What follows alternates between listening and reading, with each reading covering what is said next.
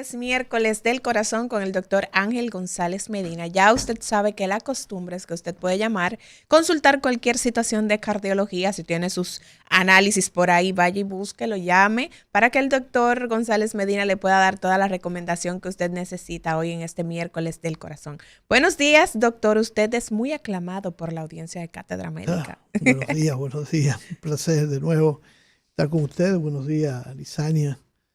Buenos días, doctora Mauri García. Y, por supuesto, un saludo a los amigos, doctor Rodríguez Monegro, doctor Rafael Montero. Un abrazo al doctor Montero. Y a mi amigo Roberto Lafontaine, que debe aparecerse por aquí algún día. Sí. Vamos a entrevistarlo. Estuve conversando con él ayer, le dije que venga a visitarnos de vez en cuando, claro. Y obviamente a los muchachos de los controles, en la persona de Isidro Labur. Eso es Kelvin. Eso es así. Toda esa gente que hace su trabajo cada día para que este programa llegue a hacen posible nítidamente, con la posibilidad de... Sí, hacen posible que esto sea una realidad. Doctor, el tema del día de hoy es un tema que la palabra, el nombre de el tema es un nombre que probablemente pocas personas pues lo han escuchado, ¿no? La hiperhomocisteinemia. Hiper significa aumento. Aumento, ¿eh? Está alto. ¿Qué está alto? La homocisteína. La homocisteína. Que ¿Y esa señora aminoácido, es un componente de la proteína. Es un aminoácido importantísimo, necesario para la función orgánica. O sea, las proteínas están compuestas por aminoácidos. Esas son las unidades que lo constituyen, o sea, los bloques. Exacto. Entonces, la homocisteína es un componente de un aminoácido, ¿no? Es una parte. Es un aminoácido. Es un aminoácido, en todo caso. Sí. Lo que pasa es que normalmente, ¿verdad? No hay ningún tipo de problemas, pero sí encontramos aumento de los niveles de homocisteína en muchísimas situaciones. Pero básicamente, generalmente asociado con una deficiencia de una enzima que tiene que ver el acoplamiento para que esta homocisteína sea metabolizada por el cuerpo y básicamente a través de la participación de vitaminas del complejo B, la vitamina B6, la vitamina B12 y el ácido fólico. Entonces, como consecuencia, cuando hay deficiencia de estos componentes, de estas vitaminas, también la homocisteína se va a elevar. Hay dos situaciones. Una es una enzima que tiene que ver con el acoplamiento de esas vitaminas a la homocisteína y por tanto se va a acumular. Y otra es la deficiencia de otra enzima que también tiene que ver con el metabolismo de este aminoácido, que entonces acumula otro tipo de aminoácidos como la homocistinuria.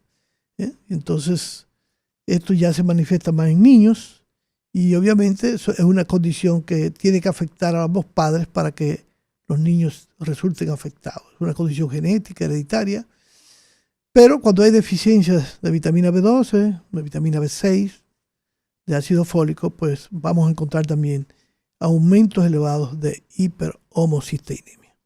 Esa condición, doctor, ¿es común verla? ¿Le llegan pacientes que usted dice, bueno, sospecho de esto, vamos a hacer tales pruebas? Porque como es un término que quizás la gente no se relaciona mucho, quizás es la primera vez que lo están haciendo. Fíjate, la gran importancia de este término es que se ha relacionado con estados de trombosis. Afecta al famoso, ¿verdad? La famosa membrana llamada endotelio vascular y por tanto va a asociarse menos con la aterosclerosis, es más protrombótico que proaterosclerótico, pero tiene que ver con el desarrollo de enfermedad cardiovascular. Es un factor de riesgo, quizás no tan impactante como otros factores de riesgo, porque es una condición mucho menos común y obviamente es más fácil de manejar cuando se debe a una deficiencia de vitaminas. Hay condiciones que se asocian, obviamente, por ejemplo, la insuficiencia renal crónica se puede asociar con esta condición, pero además, lo más importante de esto es que se va a asociar con otras enfermedades como eventos cardiovasculares, eventos vasculares cerebrales, se asocia con hipotiroidismo, su su aumento puede incluso entorpecer el buen desarrollo de un embarazo. E inclusive que los niños nazcan bajo de peso, y esto también juega un papel muy importante. Entonces, doctor, ¿qué tipo de estudios y bajo qué condiciones se mandan esos estudios para verificar cómo están los niveles de homocisteína? Sí. Mira, lo primero es sospechar, sobre todo el paciente que puede estar en riesgo cardiovascular. Y uno considera que todo paciente que esté en riesgo debiera tener una prueba de homocisteína. Es una prueba un poquito más especializada. Se necesita un ayuno de 8 a 12 horas. Es muy importante. Y a veces esta prueba tiene que ir un poquito más allá de lo que es una prueba común. A veces hay que darle una carga de metionina, que es otro aminoácido, que se va a descomponer también en este componente. Y obviamente, ¿qué ocurre? Que podemos determinar si el problema es mucho más importante. Se consideran 3 niveles de importancia en la presencia de homocisteína en sangre. O sea, los niveles normales son de 5 a 15 micromoles por litro. Cuando se eleva por encima de 15... La prueba se hace de forma rutinaria en laboratorios, ¿verdad? Sí. En los laboratorios locales se toma una muestra de sangre de homocisteína. Generalmente los laboratorios que tienen, ¿verdad?, más certificación. Sí, ahí tenemos laboratorios de referencia. Y saludar a nuestros amigos de laboratorios de referencia. Ahí tenemos a Mark Kelly y a doña Patricia, a Patricia León. Entonces se hace una prueba en sangre sí. Y se ve. Lo más importante aquí es la concentración de homocisteína.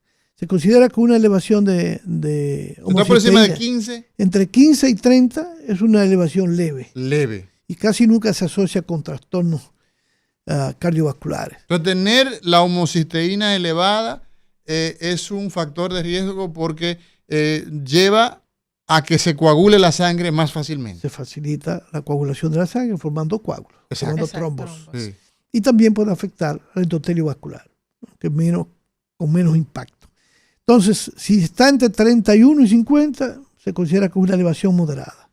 Y a partir de 100, entonces es una elevación severa. Es la condición más importante cuando tú tienes elevación de homocisteína por encima de 100 microgramos por millimol. El riesgo aumenta de manera importante.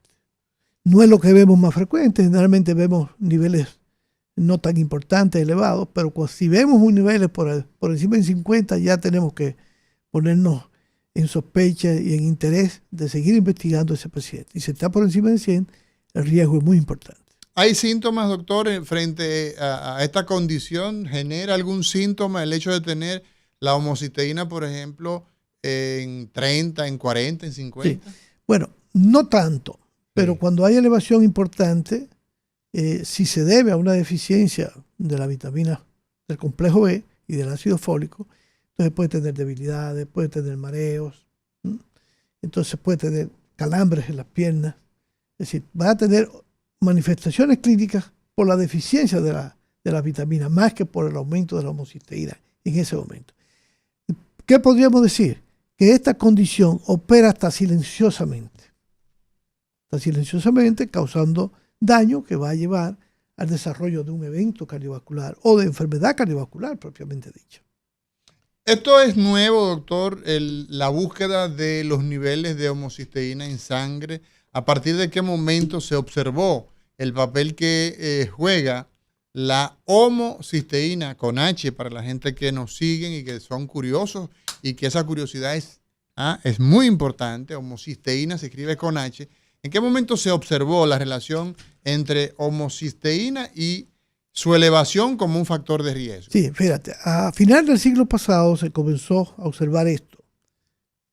Porque... En los 1900. Sí. Finales del siglo. A final del siglo pasado para la generación nuestra, eso es como los 90, 1800, ¿verdad? Los 90 básicamente, que fue cuando se reportaron los primeros hallazgos de la importancia 30 que años ahora, ¿no? Sí, cómo se observaba que pacientes que tenían hiperhomocisteinemia o pacientes que tenían un evento cardiovascular estaban asociados con la elevación de este aminoácido en sangre.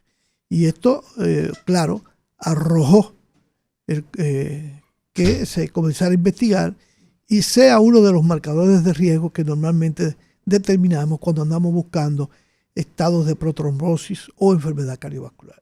Ya usted ha hablado, doctor, y de hecho la razón por la cual hablamos de esta condición es por el riesgo que tiene para un paciente de tener algún evento cardiovascular como consecuencia. Pero ¿hay daño a nivel de otros órganos cuando está elevada la homocisteína? Sí, puede haber, porque fíjate que, por ejemplo, el tiroides puede asociarse con hipotiroidismo, con eclampsia, o sea, con el trastorno hipertensivo de la embarazada. Sí.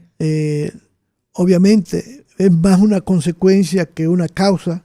La insuficiencia renal se va a asociar con elevación de homocisteína y esto aumenta el riesgo cardiovascular de estos pacientes. Y así podemos ver, por ejemplo, eventos cardiovasculares propiamente dichos porque afecta a la función, sobre todo cardiovascular, y esto puede llevar a un evento que puede ser importante. Claro, bueno, en este momento vamos a hacer una breve pausa, pero continuamos esta conversación interesante. Hoy hablamos de cardiología con el doctor Ángel González Medina aquí en Cátedra Médica. No le cambie, volvemos en breve.